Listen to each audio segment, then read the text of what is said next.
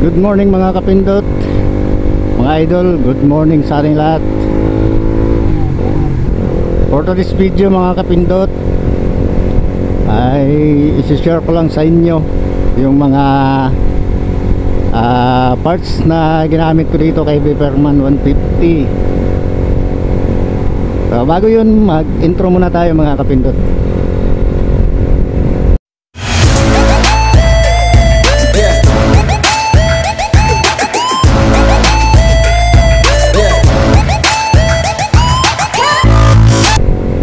So ayun, tapos na tayo mag-intro. So, balik tayo sa sinabi ko So ngayon, habang nagta-travel tayo papasok ng trabaho, isi-share ko lang sa inyo mga idol, mga kapindot, sa mga makapanood nito. Shoutout sa inyong lahat dyan. So kung napanood nyo yung video ko na nagpalit ako ng karburador na pang TMX 155 PZ27. So ito ngayon yung nakasalpak dito mga kapindot. Tapos ito nga yung picture nya ng karburador. Ayan. Tapos kung napanood nyo rin yung pagkabit ko dito ng oil cooler kay Viperman 150. So kaka-upload ko lang nun kahapon yata. Kahapon. So kung hindi nyo pa napanood, so ito yung itsura nun. Ayan. So 8 rows siya, or 8 layer na oil cooler. So ano naman to, universal naman to mga kapindot, itong oil cooler na to. Kahit sa anong motor pwedeng gamitin, pwedeng gamitin na magmula sa, actually sa lahat nga na motor pwede ito, basta kaya nyo lang DIY kung anong mang motor ang paggagamitan ninyo sa oil cooler na to.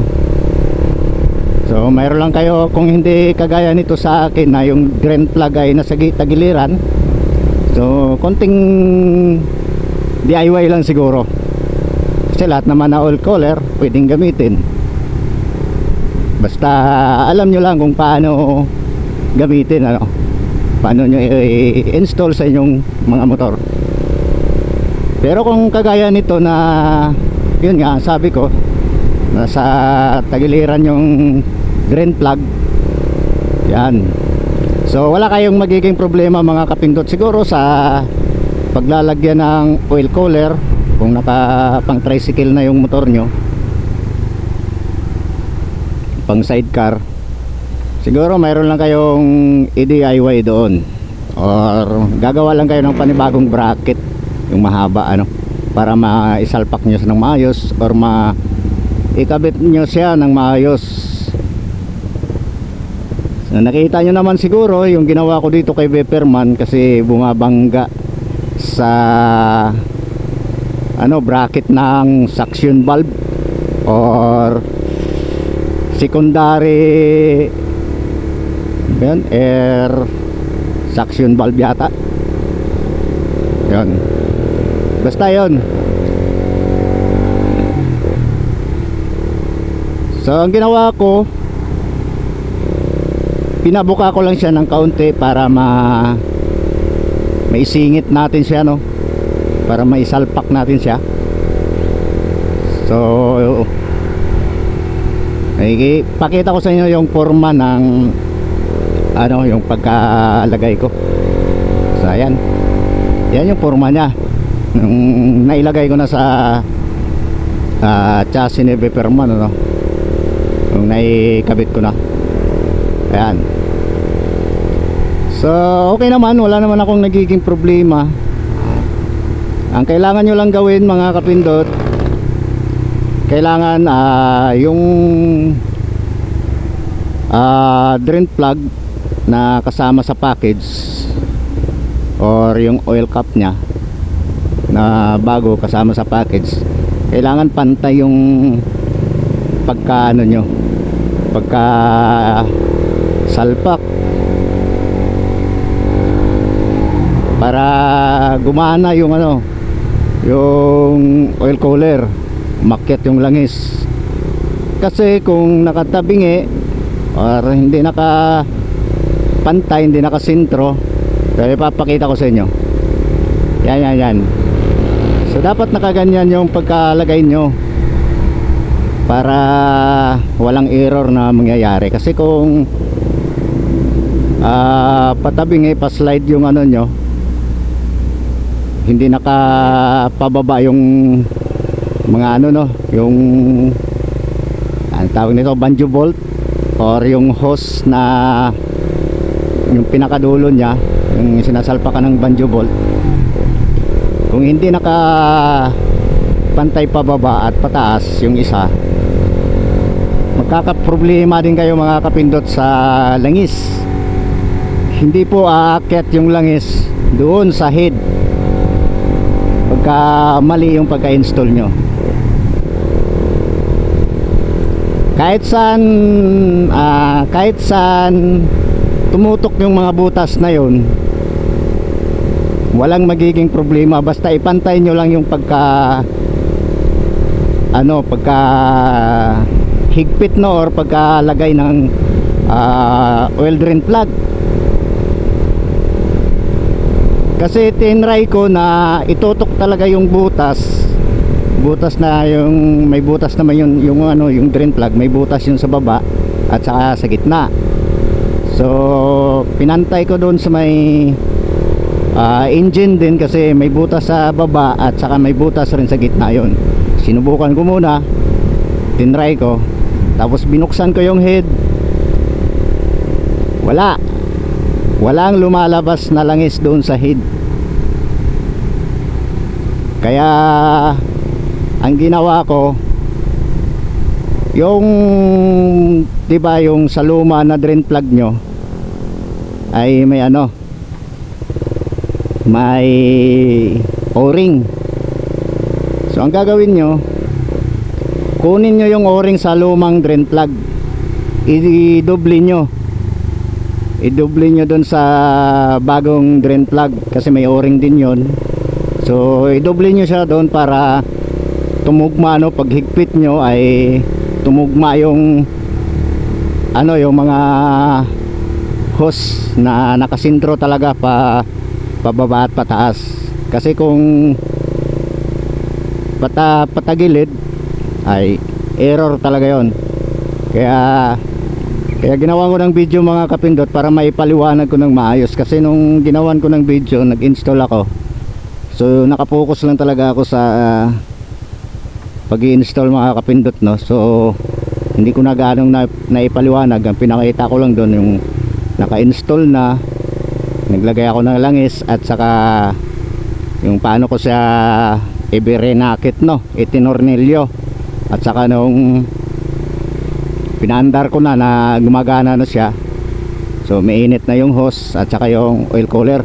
So ibig sabihin lang nun, gumana na. At hindi ko rin na videohan, no, na tinanggal ko yung hose na mahaba, yung banjo bolt nya, pinatagas ko yan doon habang maandar. So lumalabas yung langis doon. Hindi ko na videohan, nakalimutan ko. Kasi wala na sa isip ko na hindi na pala naka-video. Naka-post pala yung video. Kaya yon. So yun ang gagawin nyo mga kapindot. Pakita ko ulit sa inyo itong pagka-install ko, no, yung forma nya. Pakita ko sa inyo ulit. So ayan, ganyan dapat ang pagkakabit. Kahit yung butas na ng drain plug na bago, kahit nasa taas o nasa baba, kahit saan dyan ang tawag nito, kahit saan siya tumapat, walang problema yon mga kapindot. Basta ang mahalaga ay nakapantay yung pagka-install. So makikita nyo naman sa manual, may manual naman yan, Chinese nga lang. So, hindi natin maintindihan yung manual. Ang ano lang natin, pinagbabasihan natin yung mga picture lang. Tingnan nyo na lang yung mga picture, gayahin nyo lang yung picture. Yung ganun ang ano niya. Tingnan nyo sa manual yung forma ng pagkalagay, no, pag i-install nasa picture naman eh. So ganun lang mga kapindot. So gusto ko lang i-share sa inyo, baka may bala kayong mag-install ng ganitong oil cooler. So ngayon, ito yung nakasalpak dito mga kapindot. So maganda yung resulta kasi hindi talaga gaano umiinit yung makina. Gawa nung langis, nire-recycle doon sa ano, sa oil cooler. Labas pasok siya. Lalo na pagka bumibiyahe na tayo, so hindi talaga siya umiinit na totally na mainit talaga. Kasi nahahangin na yung oil cooler natin. So may tendency na mababawasan yung init ng langis. Di ba? So at least hindi na tayo mangamba pagka nag-long ride tayo na baka mag-overheat yung motor natin. So hindi na tayo mangamba kasi mayroon na tayong oil cooler eh. Di ba? So sa mga Biperman user dyan, so ganun lang gagawin nyo mga idol sa ginawa ko dun sa video. Panoorin nyo lang. Kasi yun lang, ano mo, wala namang magiging problema doon. Ang problemahin mo lang talaga yung pagkakabitan ng ano, mga bracket.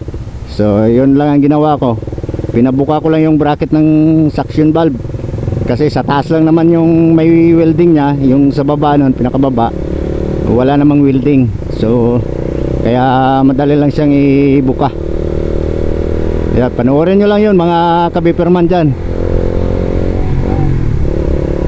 So sa halagang 2-3, so magkakaroon ka na ng oil cooler.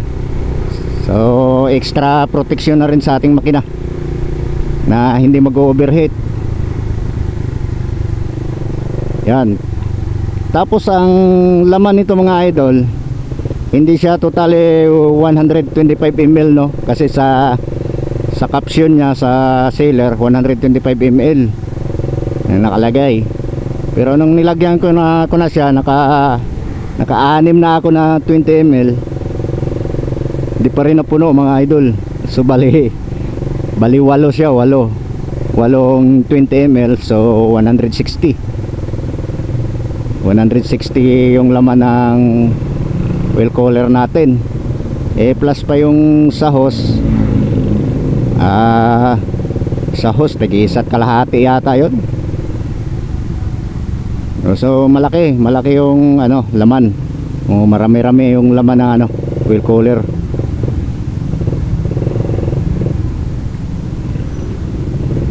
So yung sa mga hose, nilagyan ko rin ng, pinuno ko rin yun mga idol, para yung lalagay nating engine oil sa ating motor ay sakto talaga 1 litro. Kasi 1 litro lang yung laman nito. Kay Biperman 1 litro lang talaga. Kaya lagyan nyo pa rin yung ano, yung mga hose nya. Pagka napuno nyo yung oil cooler, yung hose naman lagyan nyo, punuin nyo rin para hindi magkulang ng langis yung engine natin. So yun lang tip mga idol, tip ko sa inyo.